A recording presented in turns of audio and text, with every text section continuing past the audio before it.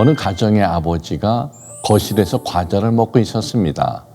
이것을 본 어린 아들은 아버지에게 우유 한 잔을 갖다 드릴 생각을 하게 되었습니다. 아들은 의자에 올라가 찻장문을 끌어당겼습니다. 그런데 유리잔을 꺼내다가 옆잔을 건드리는 바람에 잔 2개가 떨어져 깨졌습니다. 그러나 어린 아들의 눈에는 그것이 들어오지 않았습니다. 오직 그가 생각하는 것은 아버지에게 우유 한 잔을 갖다 드리는 것이었습니다. 그러는 동안 아버지는 아들을 막아야 되나 어쩌나를 생각하다가 좀 더 지켜보기로 했습니다. 아들은 의자에서 내려와 냉장고 문을 활짝 열어 젖히고는 우유통을 꺼냈습니다. 그는 뚜껑을 벗겨내고 유리잔에 붓기 시작했습니다. 물론 대부분은 마룻바닥에 쏟아졌습니다. 드디어 잔이 차자 아들은 우유잔을 들어 올리며 소리쳤습니다. 아빠 하고 뛰어오다가 발을 헛디뎌서 우유를 마루와 소파에 엎질렀습니다. 어린 아들은 그렇게 하고 나서 자신의 주변을 돌아보았습니다. 깨어진 유리, 온 마루에 엎질은 우유, 열린 찻장들, 그리고 우유를 뒤집어 쓴 아버지를 보고 울기 시작했습니다.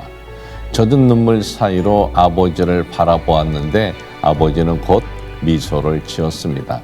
아버지는 집을 엉망으로 만들어 놓은 꼬마를 보는 것이 아니고 다만 사랑하는 예쁜 꼬마를 보고 있었습니다. 아버지는 팔을 펴서 그의 어린 꼬마를 꼭 껴안고 말했습니다. 너는 내 아들이야. 아버지는 아들이 자신에게 우유를 주기 위한 과정에서 벌어진 미숙함을 너그럽게 이해하고 더욱 사랑해 주었습니다. 아버지를 사랑하는 어린 아들의 마음을 아버지가 읽었기 때문에 기쁘고 흐뭇했던 것입니다. 어느 집사님이 유명 인사의 집에 초대받았습니다. 그런데 그 집을 방문하고 돌아온 집사님의 얼굴은 그다지 밝지 못했습니다. 집사님은 이유를 설명했습니다. 생각했던 것 이상으로 집 안팎이 마치 성처럼 화려하고 대단했습니다. 집안에 없는 것이 없었고요. 음식도 비싼 요리들로 준비되었습니다. 그런데 초대받은 저는 그 집에서 중요한 사람이 아니었습니다. 진기한 도자기들이나 그릇들이 깨질까 함부로 만지거나 성큼성큼 거릴 수도 없었고 손을 씻으러 들어가서는 바닥이나 주변에 물 한 방울도 흘리면 안 되는 분위기였고 저의 역할은 단지 집안에 있는 사람들과 온갖 보물들과 차려놓은 음식들을 끊임없이 칭찬해야 하는 것이었습니다. 집사님은 소위 사회 저명 인사의 가정에 초대받았지만 그곳에서 기쁨을 가질 수가 없었습니다. 그들에게서 자신을 초대한 진정한 기쁨을 발견할 수 없었고 그들의 다른 마음을 읽고 난 후에는 자신을 위해 준비했다는 모든 음식들과 깔끔한 정돈들이 고맙지 않았던 것입니다. 사랑하는 여러분, 어떠한 일을 한 후에 나타나는 결과의 열매들도 중요하고 그 결과를 이루기 위한 과정의 행위들도 중요하지만 가장 중요한 것은 동기와 마음에 있는 것입니다.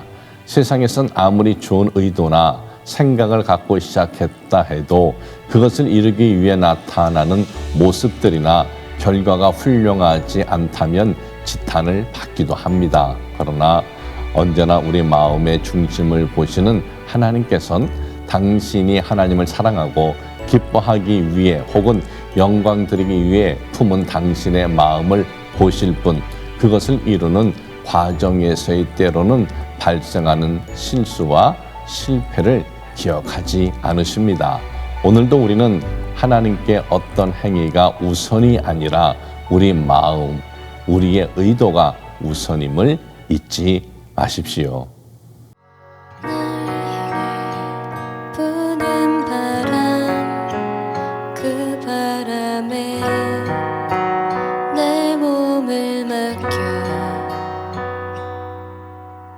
날 위한 주님의 사랑, 그 사랑을 내가 다시 전해